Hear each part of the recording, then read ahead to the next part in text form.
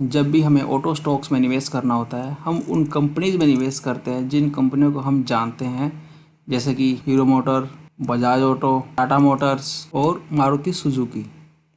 परंतु इनके अलावा भी ऐसी कंपनी है जो कि B2B सेगमेंट में काम करती है और उन्हें हम इग्नोर कर देते हैं। और आज हम जिस कंपनी के बारे में बात करने वाले हैं, उस कंपनी के प्रोडक्ट्स जो है ऑडी, BMW और मर्सिडीज जैसी कंपनियों में लगते हैं। इस कंपनी का नाम है मदरसन सुमी। हेलो एवरीवन, मैं सतीश कुमार आपका अपने चैनल पर स्वागत करता हूं। और आज हम बात करेंगे मदरसन सुमी के बारे में कि MD और चेयरमैन है विवेक चांद सहगल। मदरसन की शुरुआत 1975 में एक छोटी सी सिल्वर ट्रेडिंग कंपनी के रूप में हुई थी, जो कि उनके द्वारा और उनकी माता ने की थी। ये कंपनी एक माँ और एक बेटे ने बनाई थी, इसलिए इसका नाम उन्होंने रख दिया मदरसन। तो चलिए आइए बात कर लेते हैं थोड़ी अब इसकी हिस्ट्री के बारे में।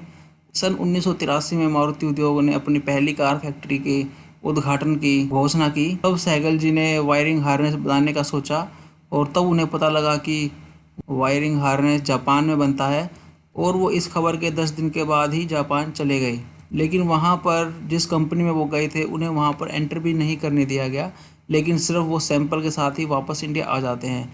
लेकिन उन्होंने यहाँ पर हार नहीं मानी। ठीक 3 साल बाद 1986 में सुमितोमो वायरिंग सिस्टम के साथ कोलैबोरेशन किया और इस तरह से कंपनी का नाम अब मदरसन सुमी बन गया, और ये जॉइंट वेंचर तब से लेकर अब तक चलता ही आ रहा है। तो आइए अब जानते हैं मदरसन के बिजनेस के बारे में। वायरिंग हार्नेस का काम है, तो सबसे पहले जानते हैं कि वायरिंग हार्नेस है क्या। ये एक असेंबली होती है तारों की, जो कि सिग्नल और इलेक्ट्रिकल पावर ट्रांसमिट करती है। ये आपको देखने में कुछ इस तरह का लगेगा, आपने ज़रूर अपनी गाड़ियों में इसको ज़रूर देखा होगा। अब नेक्स्ट डिवीज़न है इसकी प्रिसीजन मेटल एंड मॉड्यूल्स। देखिए, प्रिसीजन मेटल में जो ये है गियर कटिंग टूल्स बनाते हैं, क्लच सिस्टम बनाते हैं, AC कंप्रेसर बनाते हैं, शॉक एब्जॉर्बर बनाते हैं और इसके अलावा भी काफ़ी प्रोडक्ट्स बनाते हैं। इसके बाद अगली डिवीज़न है इनकी विजन सिस्टम्स। विजन सिस्टम में ये बनाते हैं इंटीरियर मिरर, और जो कि इन्हें बनाता है वर्ल्ड लीडर। और ये तकरीबन हर passenger vehicles, 2 wheelers, 3 wheeler, 4 wheeler के लिए ये इंटीरियर मिरर बनाते हैं। और इसके बाद कंपनी बनाती है एक्सटीरियर मिरर्स, और जो कि मोस्टली ऑटोमोबाइल कंपनीज में यूज़ किए जाते हैं। और इसके बाद अगली डिवीज़न है इनकी मॉड्यूल्स एंड पॉलीमर। तो आइए देखते हैं मॉड्यूल्स एंड पॉलीमर के कौन कौन से एग्जाम्पल हैं यहाँ पर। मॉड्यूल्स और पॉलीमर में जो है इंटीरियर प्रोडक्ट्स बनाते हैं, जैसे कि cockpit, instrument panels, door panels, airbag boxes, glove boxes, leather and textile panels and so on. और उसके बाद कुछ है एक्सटीरियर प्रोडक्ट्स, जिसमें कि bumpers, front end modules, front grilles, spoiler, door handles and hybrid tailgates and so on. तो आइए अब बात करते हैं कंपनी के रिवेन्यू के बारे में। तो आप देख सकते हैं कि इनके रिवेन्यू में वायरिंग हार्नेस है जो 72% कंट्रीब्यूट करता है, और उसके बाद जो है मॉड्यूल्स एंड पॉलीमर कंपोनेंट्स है जो कि 26% जो है कंट्रीब्यूट करते हैं, और उसके बाद कुछ परसेंट जो है रबर मेटल्स और मशीनिंग के प्रोडक्ट्स भी इसमें कंट्रीब्यूट करते हैं। तो जो मोस्टली रिवेन्यू जनरेट होता है वो करता है वायरिंग हार्नेस। यहाँ पर जो रिवेन्यू है उसमें सबसे बड़ा कंट्रीब्यूशन यहाँ पर देखिए डायमलर का है, उसके बाद यहाँ पर ऑडी है, और मर्सिडीज बेंज, फॉक्सवैगन, और फिर BMW, रेनो और फोर्ड है, और कुछ 21% कुछ अदर्स कंपनीज ने यहाँ पर कंट्रीब्यूट किया है इनके रिवेन्यू में। और इसके बाद देखिए आप लोकेशन वाइज तो आप देख सकते हैं कि यहाँ पर जर्मनी जो है 22% है, क्योंकि मोस्टली जो कंपनीज है जैसे कि मर्सिडीज, ऑडी, फॉक्सवैगन, BMW, ये सभी जर्मनी से ही बिलोंग करती है। और उसके बाद देखिए ये USA में से 15% इन्होंने रिवेन्यू जनरेट किया है। और उसके बाद देखिए यहाँ पर इंडिया है 12% और अदर्स में 14% है। फिर फ्रांस, स्पेन, मैक्सिको यहाँ पर हमें दिखाई दे रहा है। आइए अब बात करते हैं कंपनी के कुछ फाइनेंशियल रिजल्ट्स के बारे में। Q4 FY20 और FY20 का यहाँ पर एक कंपैरिजन है। यहाँ पर जो रिवेन्यू है कंपनी का 19% की दर से ग्रोथ हुआ है यहाँ पे, और EBITDA देखिए यहाँ पर जो है 44% की ग्रोथ है, और PBT देखिए यहाँ पर 135% की ग्रोथ है, और पैट, प्रॉफिट आफ्टर टैक्स में यहाँ पर देखिए 290% का जंप हमें यहाँ पर देखने को मिला।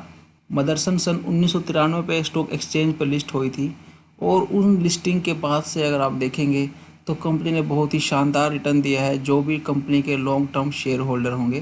तो ये एक नज़र डालते हैं कि कंपनी ने अभी तक कितना रिटर्न दिया है यहाँ पर।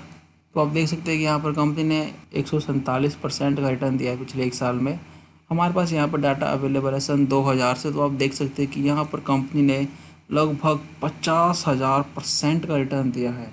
ये काफ़ी ट्रमेंडस है, ये काफ़ी माइंड ब्लोइंग रिजल्ट है यहाँ पर। और जो भी इनके लॉन्ग टर्म शेयर होल्डर रहे होंगे उन्होंने यहाँ पर काफ़ी पैसा बनाया होगा। तो एक तरह से कंपनी एक मल्टी बैगर साबित हुई है। मदरसन 5 साल के लिए अपना विजन बनाती है जो कि इन्होंने पब्लिक कर दिया सन 2000 से। अभी जो इन्होंने विजन दिया है वो इनका छठा 5th ईयर का प्लान है। तो आइए जानते हैं कि उस प्लान में क्या है। देखिए, पहला जो इनका विजन है कि इन्हें $36 बिलियन का रेवेन्यू जनरेट करना है सन 2024 और 2025 के बीच में विद 40% ROCE के साथ।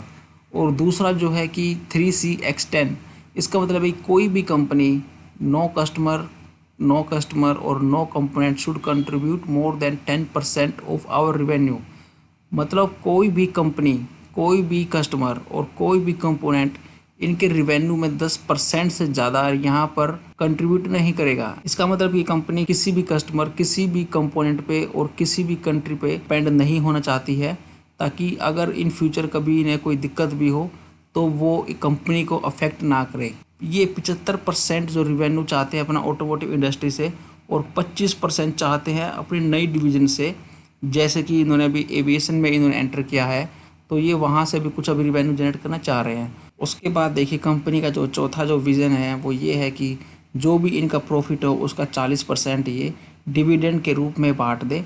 तो कंपनी काफ़ी विज़न बनाकर चलती है और कंपनी ने अब तक हर बार अचीव किया है।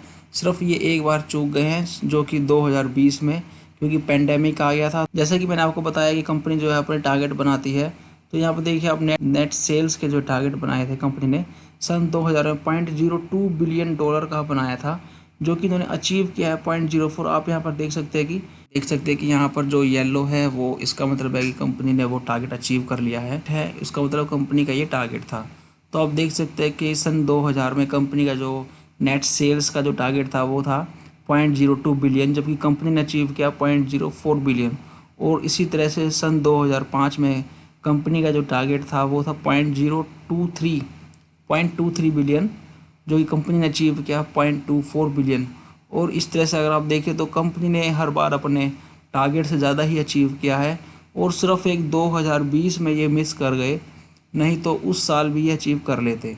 कंपनी के जो कस्टमर हैं उनके दम पर ही कंपनी ने देखिए सन 1993 से अपनी सेल्स को देखिए कहाँ से कहाँ लेकर गए हैं। ये आप देख सकते हैं कि उनकी सेल्स लगातार बढ़ती ही जा रही है। तो देखिए, कंपनी यहाँ पर देखिए कंटिन्यूसली जो है डिविडेंड भी देती है।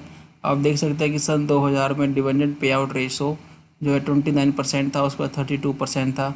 और ये इस तरह से देखिए बढ़ता ही जा रहा है।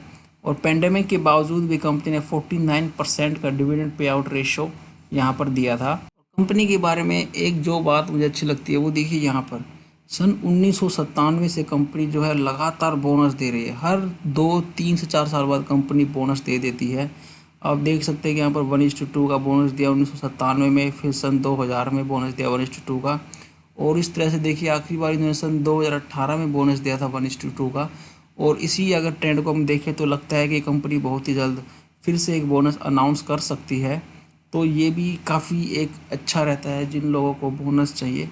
तो आइए अब जान लेते हैं कंपनी के कुछ महत्वपूर्ण तथ्यों के बारे में। तो आप देख सकते हैं कि कंपनी जो मार्केट कैप है वो 74,000 करोड़ की मार्केट कैप है।